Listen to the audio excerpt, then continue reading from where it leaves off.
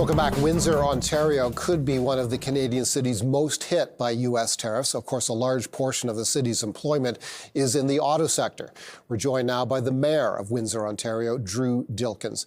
Mayor Dilkens, thanks a lot for joining us. This is a busy day for you, I'm sure.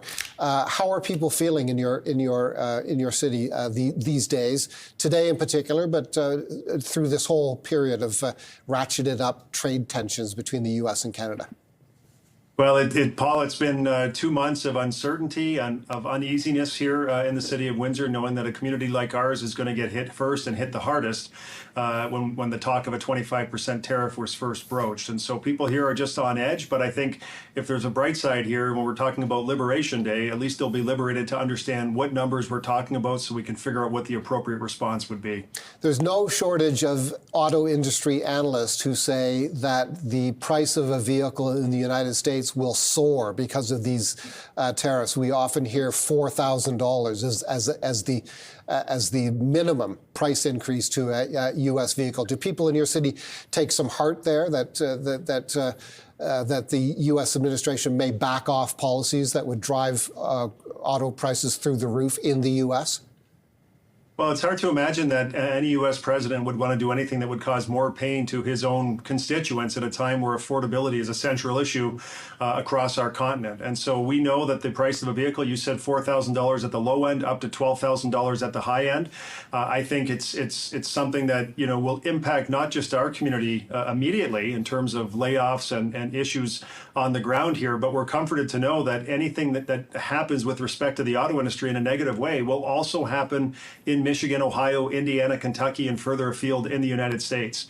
And so we have to think that this is going to be, and we've been saying all along, that this is very difficult, that the president thinks he can unscramble the egg that we have created together.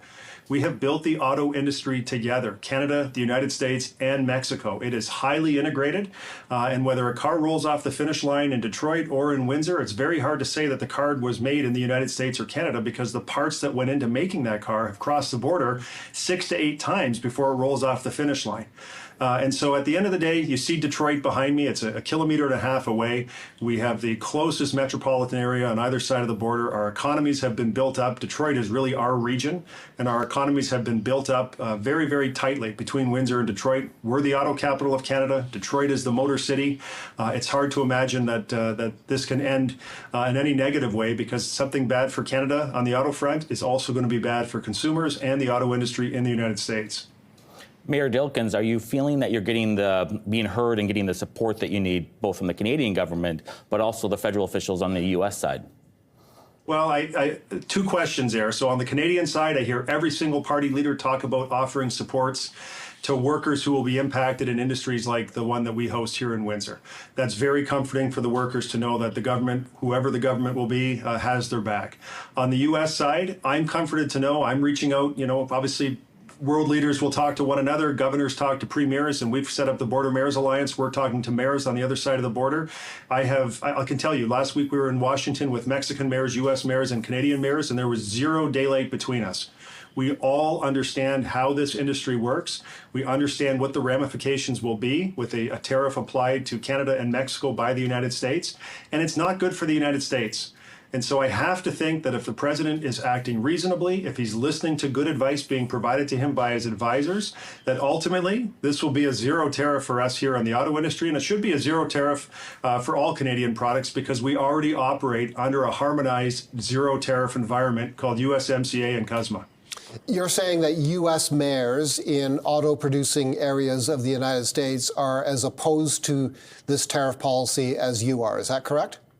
Absolutely. And I've met with a dozen of them in Michigan myself. And Republican, and this is the beautiful part of this, Paul, is Republican support, bipartisan, Republican and Democrats, also all talking the same language, that tariffs on Canada are bad for business in the United States. And I'm talking about mayors and communities who host automotive plants, parts supply plants. These folks understand what the economy and what the hit's going to be to their economy locally. And so we are united in sharing this message. It's just that in their environment, they run a little closer to the orbit of Donald Trump than I do here on the Canadian side of the border.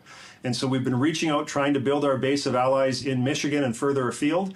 That's what this Border Mayors Alliance is all about. So mayors across our country are reaching across the border, developing our list of allies to amplify their voices in this conversation, to make sure that Donald Trump and his team understand what the impacts will be to the communities in the United States, and it won't be positive. And so let's have him really consider what he's going to do today so as to not cause more pain to an economy that we have built together.